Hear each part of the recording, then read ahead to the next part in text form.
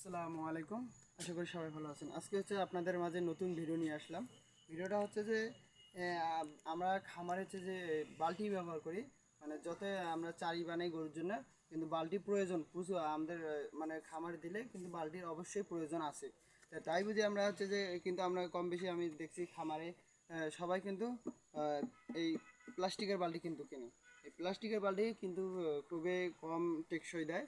আর আমি নিজেই আগে নিয়ে আসছিলাম হচ্ছে যে এই বালতি নিয়ে আসার পর হচ্ছে যে তারপরে এই বালতিটা নিয়ে আসছি। আসার পর হচ্ছে যে এই বালতিটা দেখেন, প্রথমে কিন্তু এই বালতির পরে এই বালতির আগে কিন্তু এই বালতিটা গরু কিন্তু ভেঙে ফেলছে, এই গরু।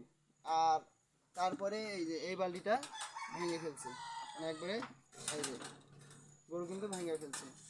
আর আপনারা যদি বালতি কেনেন, বালতি কিনলে এগুলো কিন্তু খামারের জন্য আমি আমি যেটা মনে করি, এগুলো একটু ওয়েট কম, তার জন্য মানুষ কম বেশি দেখে এগুলোই ব্যবহার করে। আর এই বালতিগুলো হচ্ছে যে ওয়েট একটু বেশি, তার কিন্তু এটা কিন্তু টেকসই অনেক বেশি দেয়। এটা টেকসই আপনারা খামারে ব্যবহার করে দেখবেন, এই বালতিগুলো কিন্তু অনেক টেকসই দেয়।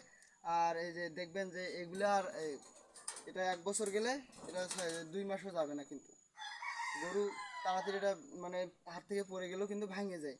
আর এটা যদি হাত থেকে এইভাবে পড়ে যায় কিন্তু ভাঙবে না।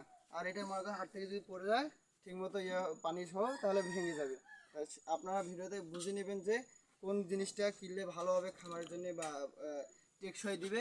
কারণ প্রতি মাসে মাসে যদি বালতি কেনা লাগে, অবশ্যই কোনো পাশ দিয়ে না কোনো পাশ দিয়ে অবশ্যই ঘাটতি 100-150 টাকা হলেও কিন্তু বালতিটা কেনা লাগবে। আর এটা একবারে যদি খরচ করে কেনেন, তাহলে কিন্তু আপনারা অনেক দিন, প্রায় 1 বছর বা 2 বছর কিন্তু এগুলো যাবে। আর এগুলো যদি ব্যবহার করেন 1 বছরে 5টা 6টা তারও বেশি যেতে পারে। আপনারা অবশ্যই বুঝতে পারবেন যে কোন বালতিগুলো খামারের জন্য কেনা উচিত বা কোনগুলো ভালো।